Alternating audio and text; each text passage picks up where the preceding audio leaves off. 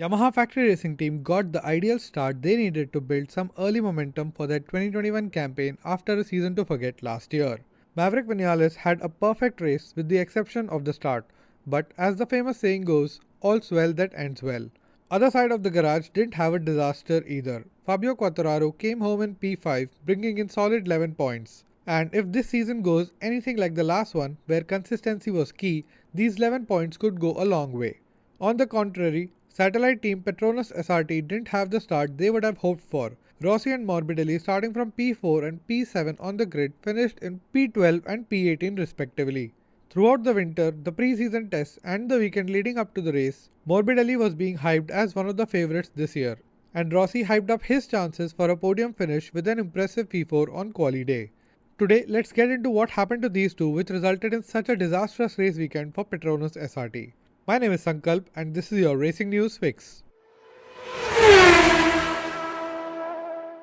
Valentino Rossi, switching colours from factory blue to SRT teal, still has his contract directly from the factory, meaning his bike for all intents and purposes is identical to that of the factory boys except for the personal preference in setups. With the strong run on Saturday, the Doctor's fans had strong hopes of seeing him on the podium for 200th time. But just like his friend Uccio Salucci, rear grip issues have followed him to his new team as well. Rossi explained, "We expected more for sure, especially after the qualifying. But in the race, I struggled very much because after some laps, I had problems with the tires. This also happened on Friday. We tried to do something, but unfortunately, we didn't fix the problem. For some reason, we stressed too much the rear tire, and it looks like the rear tire starts to lose performance and grip. So after some laps, I'm not fast enough. We hoped that we would have less problems in the race because the temperature was a bit colder, but unfortunately the feeling was similar and the race was difficult. I struggled a lot. I lost a lot of positions." Seeing his old teammate win fills up Rossi with optimism for the future races. He said, "It's positive that a Yamaha won. They have something different in the settings compared to us, and it looks like it works very well because also Quartararo was very strong. So it is good to know that we can improve next week." On the other side of the garage, Morbidelli's problem was not so straightforward.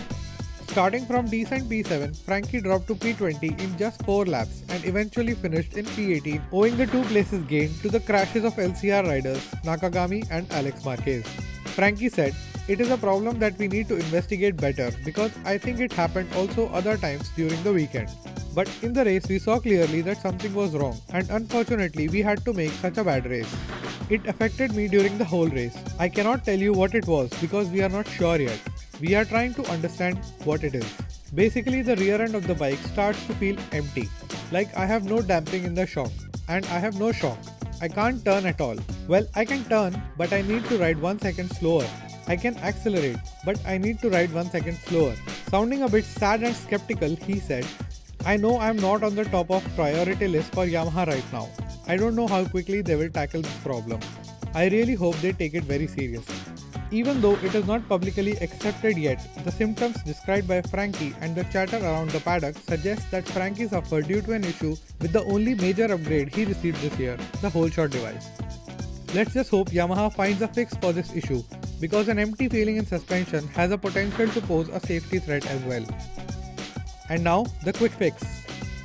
Another favourite, Jack Miller, also had a race to forget where he too lost the rear grip way too soon and ended the race in P9.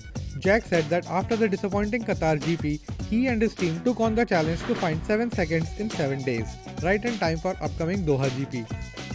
After a strong and successful 2020, the expectations were high from KTM, and the fact that other than Aprilia, they were the only team allowed to develop a new engine for 2021, other manufacturers were borderline scared of what KTM would bring to the table this year.